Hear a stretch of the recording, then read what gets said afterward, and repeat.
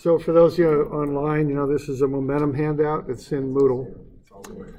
And so we just got a series of steps here. So this is a little different than work energy in that you have to find intermediate steps on this. You just can't go from the beginning to the end very well. Well, maybe you could, but in this one, I think more of doing it in intermediate steps. So what's going to happen here is you've got this little projectile here at 20 grams. Now watch the units on that, okay?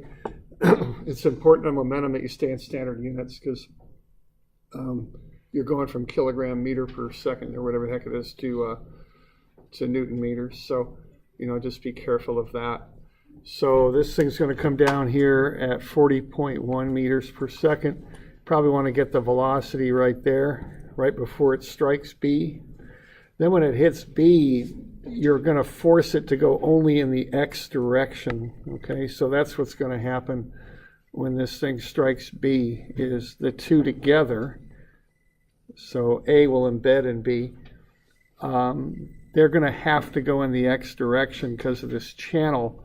Any extra Y momentum is going to get kind of absorbed by that channel, okay? So it's all going to be X. And then that's going to run on down, and then that's going to hit this armature at C, and then the whole armature is going to start to rotate. Okay, so you're going to have this block C, but AB will be embedded in it. Okay, so you'll have A and then B in C, and then the whole thing's going to rotate around. Okay, so that's basically what's going on. Now, this motion is occurring on a flat table, okay? So on the top of the page is not up, and I've had this kind of confusion before, but that's not up. This is happening on a flat table, okay? So keep that in mind. So it's just all kind of occurring in the horizontal plane table. You do have some friction that'll affect things both here as along all these different things as things move, and plus it will affect this armature, but it's going to be pretty straight up here. You can pretty well just do you're going to have the weight, and you're going to have Fn. So what you can assume here on these things is that the friction that opposes the motion will be mu Fn, okay? Because if you look at how that's set up,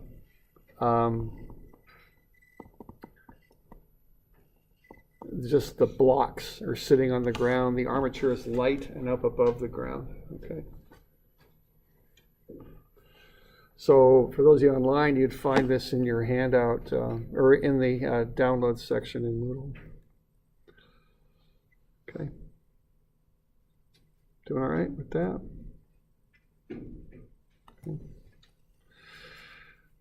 So you kind of work your way down to where that thing hits where AB hits C, but the one thing that's going to be kind of funny about this one is that when that collision occurs, that whole thing's going to rotate. So we got linear momentum right there, but as soon as that thing hits, how's that momentum going to change there? Okay. And so as soon as that thing hits, this whole armature will start to rotate.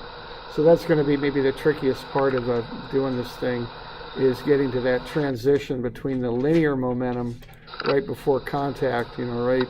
That's AB there, so right about there, okay? And then going into that angular momentum, that's going to be kind of maybe the tricky part of this, is getting that figured out, okay? So do we got any questions on this stuff? We're doing all right? All right. All right, so off you go, and there's stuff on the bottom there where you kind of fill it out as you go, and that would be a good thing to be doing step by step. Check the steps with me, just so if something's off kilter there, we can find it early and get it resolved. Okay.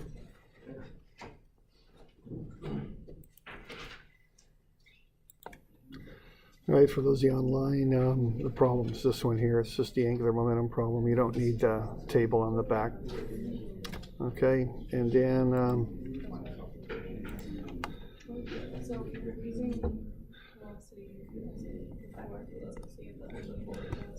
So what are we looking for here? We're going to get to, okay, 40 meters per second. Okay, then one thing, I'm looking at a lot of people, they've written this down, and which is fine, but what ought you to write down if you started with that? You know, put a little precision on that. And I know I don't really push significant figures in here in these classes because they don't matter so much, but on this one I would. I'd get at least like that because it's 40 flat, you know, it's right there. So rather than just write down 40, I'd write 40.0 or 40.00 or something like that just to indicate that it's exactly 40. Okay. All right, everybody, anybody not getting to that? Anybody? That's good. Okay. All right. You know, if you're not getting to that, let me know.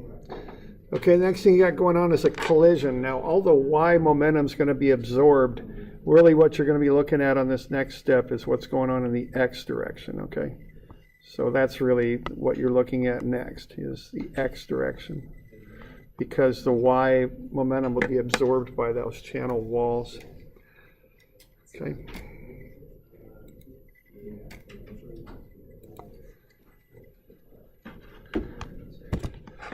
All right, so the next step here, what was it, 34.64? Is that right, or what was it? The x component there, can't remember. 64.641. 0.64, okay. And then together, we're looking at about 8.66 right here. Mm-hmm. Okay, and then the next thing we want to do is get it to there. We doing all right with that? Okay, so this is the next one here. Okay.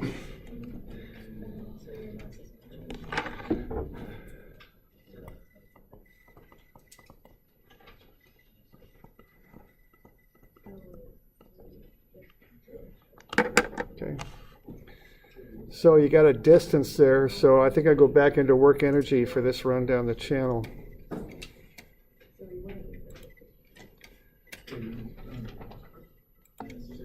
All right, so right about here you ought to get, I think it's 8.17 here, right? And that's the velocity of AB again. And then you're going to have that collision. Now, the important thing to know about this is you've got a collision going on here, but you've also got, you're also transitioning into angular momentum too. So you have to account for both of those things when you analyze this. And really, once you get it figured out, the math is pretty straightforward. But the tricky thing about this is you can't just analyze ABC, because as soon as that thing hits, D is moving also. And notice D has a different mass, different radius arm and all that. So that complicates things just a little bit, okay? So 8.17 is what you're shooting for right before the collision. But then when you get to the collision, you have to really go into an angular momentum mode here is what you need to do. So if we just let this thing come around, see, the whole thing that makes this a little bit tricky is that counterweight back here. That's what makes that a little difficult. So here's that linear momentum. There's 8.17 right there. But as soon as that collision happens, yeah, this stuff moves, which a lot of you are analyzing, but you also got to account for the movement of this as it rotates. So you got to pick up both of those. It isn't like ABC moves alone. As it moves, D moves also. And it's all a rotation, see? So you just need to come up with a way of accounting for that. And like I say, the math isn't all that bad. It's pretty straightforward, but you do have to conceptually account for that rotation of D as well as ABC. Okay. And you've done some things in your homework, if you've looked at it already, that will help you kind of get that figured out. But the problem you've got on this is that you want to solve for the, let's see, the angular momentum equation calls for V, right? But the problem is the velocities of the ABC does not, well, that was weird. The velocity of ABC does not equal the velocity of D. That's the problem. So you have to work through that. You have to think about what's common between how ABC and D move. That'll be your one unknown. Okay. So, and you got to kind of do the little collision thing in there. Look at some of the homework I assigned, those angular momentum problems. They might help you with this. We could talk about it tomorrow too if we have time. Okay.